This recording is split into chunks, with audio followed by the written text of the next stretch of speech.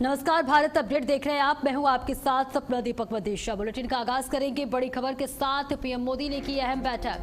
PM Modi ने की सभी विभागों के सचिवों के साथ बैठक में कई अहम सुधारों को लेकर गहन चर्चा हुई।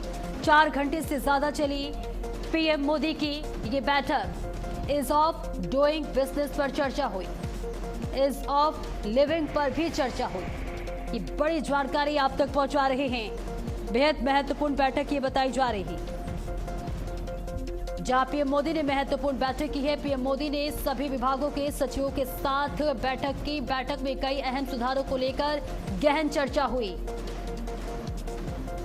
4 घंटे से ज्यादा पीएम मोदी की ये बैठक चली है, तो बेहद महत्वपूर्ण ये जानकारी आप तक साझा कर रहे हैं, जहां प्रधानमंत्री नरेंद्र मोदी की सभी केंद्रीय मंत्रालय और विभागों के सचिवों की बैठक के साथ करीब 4 घंटे की बैठक खत्म हो गई है। इस बैठक में सरकार की योजना और उनके क्रियान्वयन को लेकर चर्चा हुई, जिससे आम आदमी को फायदा मिले। इज ऑफ डूइंग बिजनेस और इज ऑफ लिविंग के लिए क्या क्या प्रयास किए जा रहे हैं, विभागों के साथ इसको लेकर भी मंथन हुआ। बेहतर तालमेल और सही फैसले के लिए उन्होंने पीएम गति शक्ति प्लेटफॉर्म का ज्यादा से ज्यादा इस्तेमाल करने के लिए प्रेरित किया। पीएम मोदी ने सचिवों से कहा कि सरकारी योजनाओं का असली मकसद तभी पूरा होगा जब उनका सीधा और सकारात्मक असर आम लोगों के जीवन पर दिखाई देगा। तो बड़ी जानकारी आप तक पहुंचा रहे हैं, जहां पीएम मोदी ने भारत को 2047 तक एक विकसित राष्ट्र बनाने का लक्ष्य निर्धारित किया है। तो बेहद महत्वपूर्ण ये जानकारी आप तक साझा कर रहे हैं। और स्नेहकमल ज्यादा जानकारी के लिए हमारे साथ जुड़ रहे हैं। स्नेहकमल, देखिए 4 घंटे से ज्यादा ये बैठक हुई है, क्या कुछ अपडेट? प्रधानमंत्री मोदी ने भारत सरकार के सभी विभागों और सभी मंत्रालयों के सचिवों से बात की। चर्चा 2 खास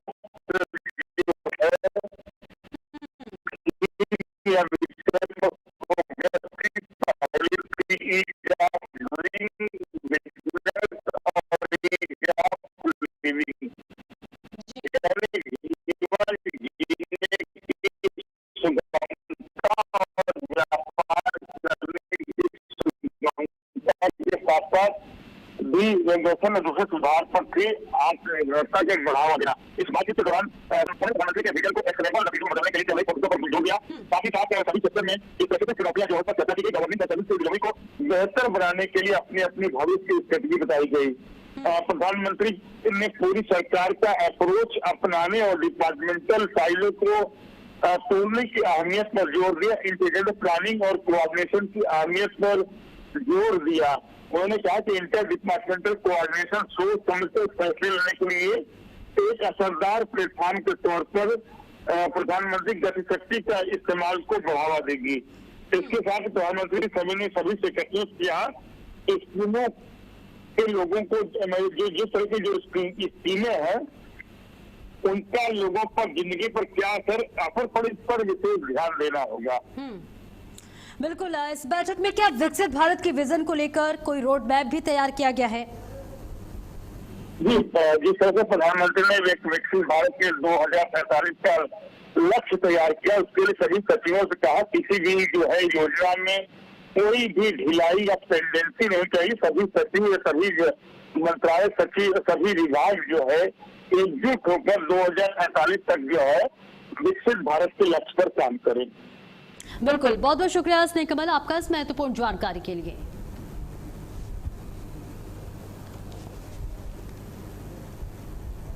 और आगे बढ़ेंगे। रामपुर में मुख्यमंत्री ने विपक्ष पर तीखा हमला बोला है। जो तीखा हमला बोलते हुए उत्तर प्रदेश पहले देश के बॉटम 5 राज्यों में गिना जाता था, लेकिन आज टॉप 5 राज्यों में शामिल है। उन्होंने कहा कि प्रधानमंत्री नरेंद्र मोदी के नेतृत्व में प्रदेश तेजी से विकास कर रहा है और अब सभी त्योहार उत्सवपूर्ण माहौल में मनाए जाते हैं। मुख्यमंत्री ने कांग्रेस पर निशाना साधते हुए कहा कि जिसने कभी भगवान श्री राम के अस्तित्व को नकारा, वही आज श्री राम का नाम ले रही है। योगी ने कहा कि हिंदू आस्था की ताकत के सामने विरोधियों को भी झुकना पड़ रहा है।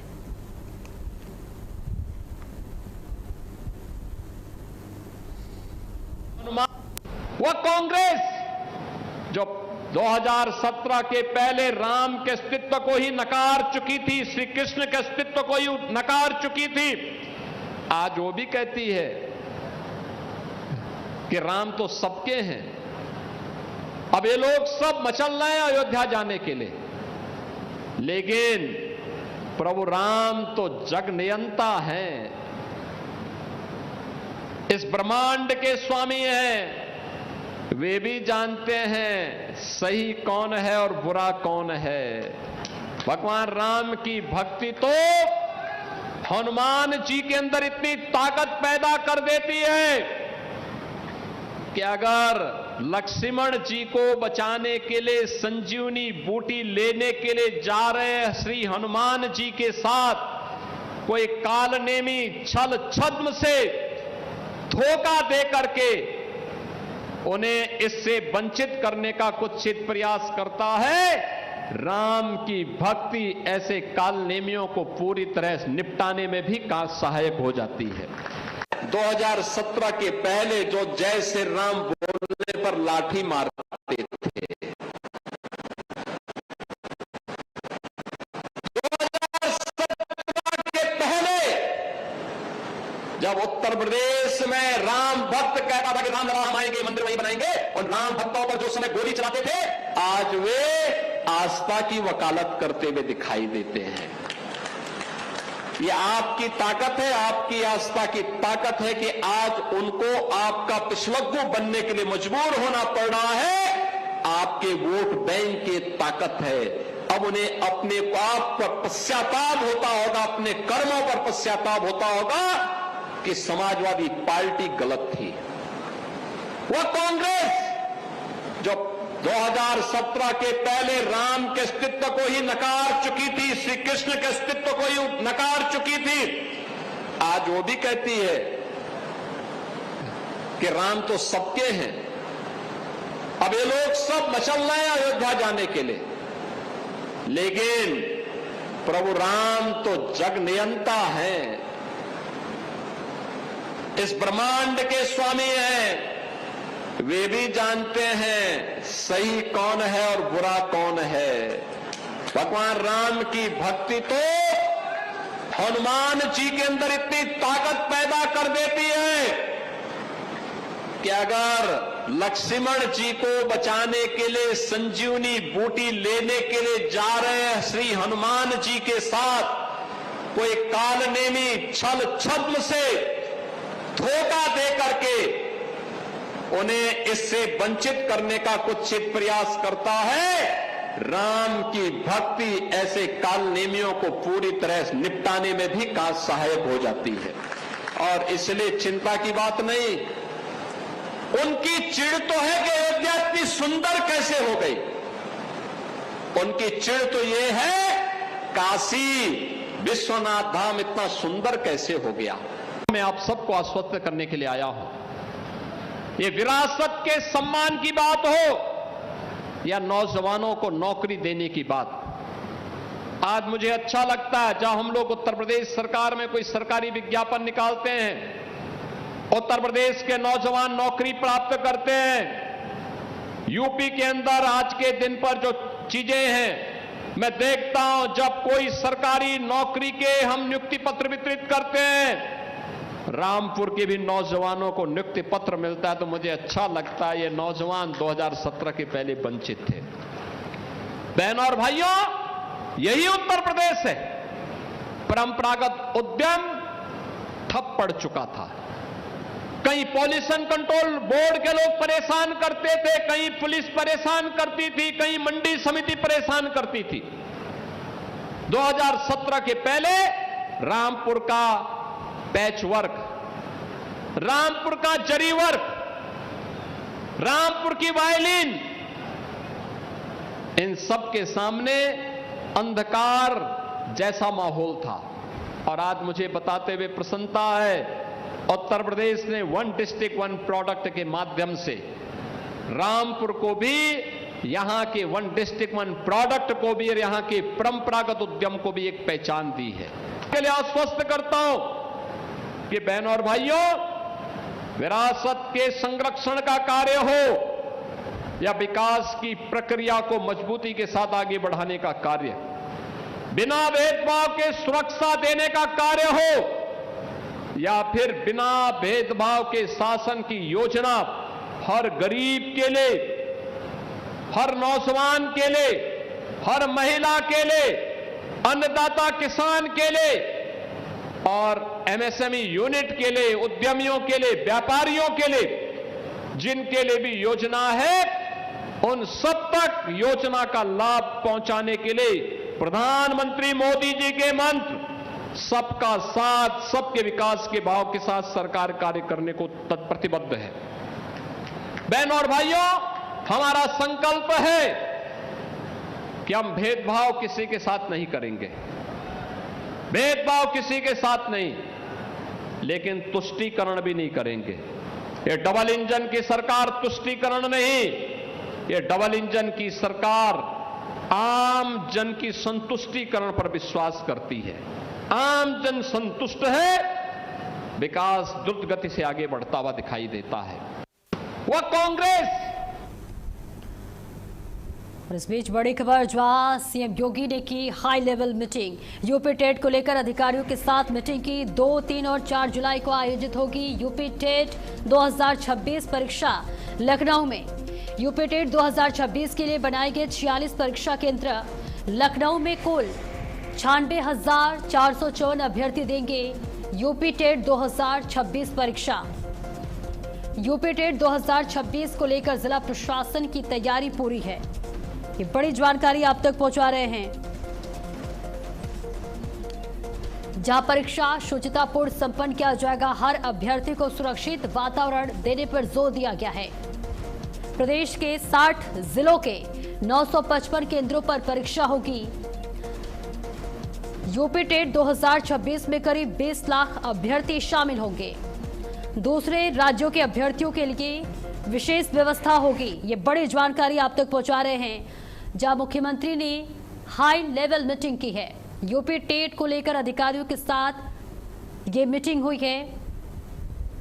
यूपी टेट 2026 को लेकर जिला प्रशासन की तैयारियां पूरी हो चुकी है। तो ये बड़ी जानकारी आप तक पहुंचा रहे हैं, जहां यूपी टेट 2000 परीक्षा को लेकर मुख्यमंत्री योगी आदित्यनाथ ने हाई लेवल मीटिंग की है। परीक्षा को लेकर जिला प्रशासन ने पूरी तैयारी कर ली है। तो उत्तर प्रदेश शिक्षक पात्रता परीक्षा यानी यूपी टेट को लेकर मुख्यमंत्री योगी आदित्यनाथ ने हाई लेवल मीटिंग की है। परीक्षा को पूरी तरह से पारदर्शी, नकल मुक्त और शांतिपूर्ण तरीके से संपन्न कराने के लिए सरकार पूरी तरह से सतर्क है।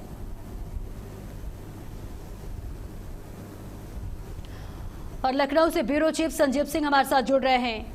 संजीव, देखिए मीटिंग हुई है, मुख्यमंत्री की अध्यक्षता में पूरी तैयारियां कर ली गई हैं, क्या कुछ अपडेट?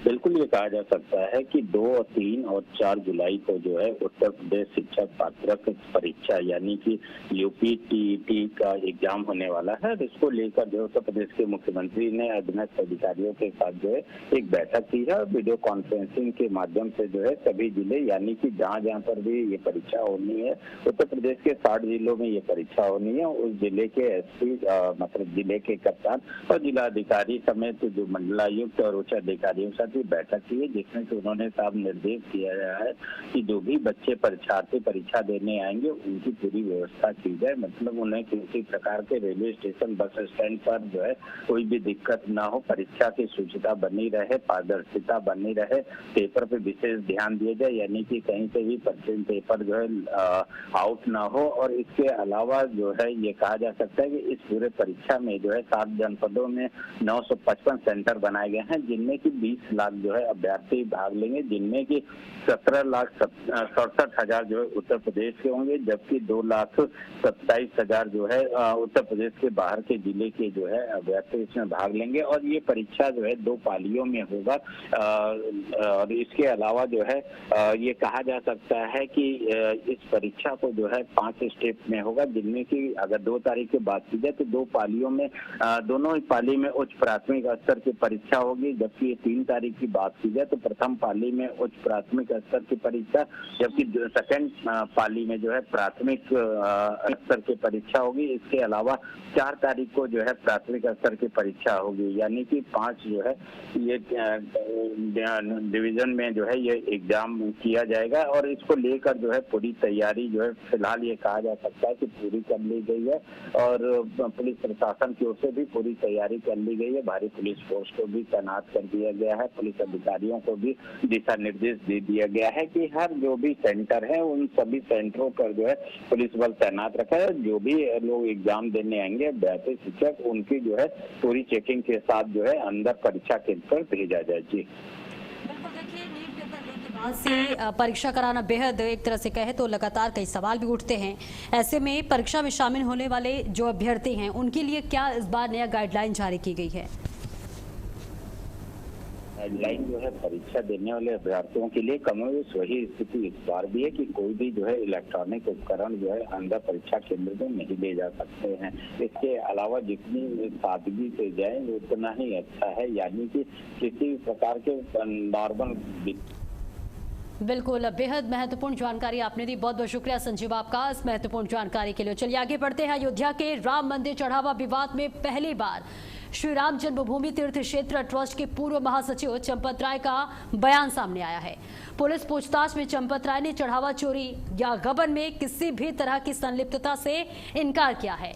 उन्होंने कहा कि जैसे ही उन्हें हेरफेर की सूचना यानी जानकारी मिली, उन्होंने तुरंत कार्रवाई शुरू कराई और संदिग्धों को पकड़वाने में पहल की। हालांकि उन्होंने यह भी स्वीकार किया है कि शिकायत करने में देरी उनकी गलती थी और ट्रस्ट के महासचिव होने के नाते चढ़ावे की सुरक्षा की नैतिक जिम्मेदारी उनकी थी।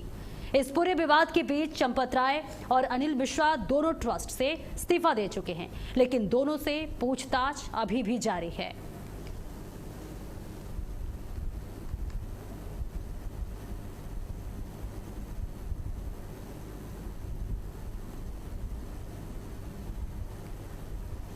तो तस्वीर आप तक साझा कर रहे हैं, जहां पर चंपत राय का ये बड़ा बयान सामने आया है। उन्होंने अपनी गलती को स्वीकार करते हुए कहा है कि गबन में मेरा कोई भी हाथ नहीं है, लेकिन हाँ, ये गलती जरूर हुई कि शिकायत करने में देरी हुई। और इसके साथ ही तमाम बातों का जिक्र करते हुए नजर आए। उन्होंने कहा कि शिकायत करने में देरी उनकी गलती थी और ट्रस्ट के महासचिव होने के नाते चढ़ावे की सुरक्षा की नैतिक जिम्मेदारी उनकी थी। और इस पूरे विवाद के बीच चंपत राय और अनिल मिश्रा पहले ही इस्तीफा दे चुके हैं।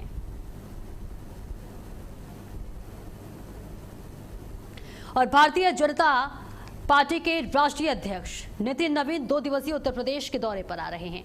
उनके दौरे को संगठन की दृष्टि से बेहद अहम माना जा रहा है। इस पूरे दौरे और उसके राजनीतिक महत्व को लेकर हमारे ब्यूरो चीफ संजीव सिंह ने बीजेपी प्रवक्ता एसएन सिंह से खास बातचीत की है। आइए आपको सुनवाते हैं। भारतीय जनता पार्टी के राष्ट्रीय अध्यक्ष नितिन नवीन 2 दिवसीय उत्तर प्रदेश दौरे पे आ रहे हैं। क्या है इनके मायने, हमारे साथ बात करने के लिए भारतीय जनता पार्टी के प्रवक्ता हैं। सर, 2 दिवसीय दौरे पे जो है राष्ट्रीय अध्यक्ष जी आ रहे हैं, क्या मायने निकाला जाए? नहीं, देखिए, हमारे सभी वरिष्ठ पदाधिकारियों का, राष्ट्रीय अध्यक्ष जी का और जितने वरिष्ठ पदाधिकारी हैं उनका दौरा हमेशा से रहता है, सभी प्रदेशों में रहता है।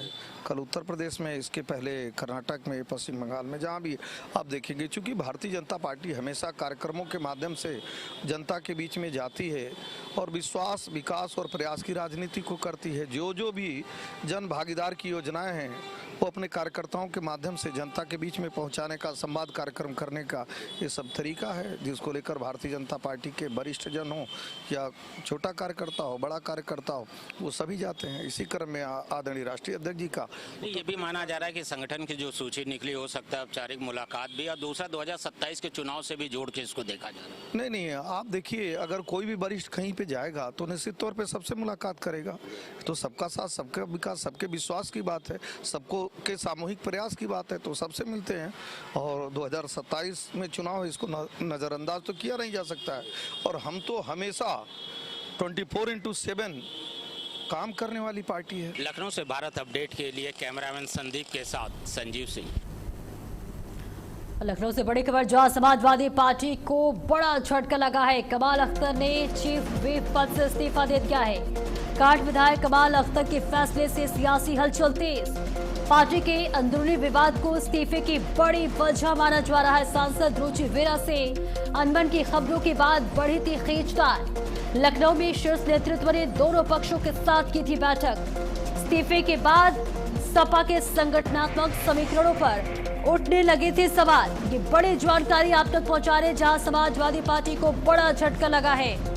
कमाल अख्तर के इस्तीफे के बाद सपा सांसद रुचि वीरा का बयान भी आया, लेकिन इस बीच ये बड़ी जानकारी आप तक पहुंचा रहे, जहां कांड विधायक कमाल अख्तर के फैसले से सियासी हलचल तेज हो चुकी है। इस्तीफे के बाद सपा के संगठनात्मक समीकरणों पर कई बड़े सवाल उठ रहे हैं। लखनऊ में शीर्ष नेतृत्व ने दोनों पक्षों के साथ बैठक की और बातचीत की। बताया जा रहा है कि पार्टी के अंदरूनी विवाद को इस्तीफे की ये बड़ी वजह मानी जा रही है। तो कांड विधायक कमाल अख्तर के फैसले से सियासी हलचल तेज हो चुकी है। पार्टी के अंदरूनी विवाद को इस्तीफे की बड़ी वजह माना जा रहा है। सांसद रुचि वीरा से अनबन की खबरों के बाद खींचतान बढ़ी थी। लखनऊ में शीर्ष नेतृत्व ने दोनों पक्षों के साथ बैठक की थी और इस्तीफे के बाद सपा के संगठनात्मक समीकरणों पर सवाल उठने लगे हैं।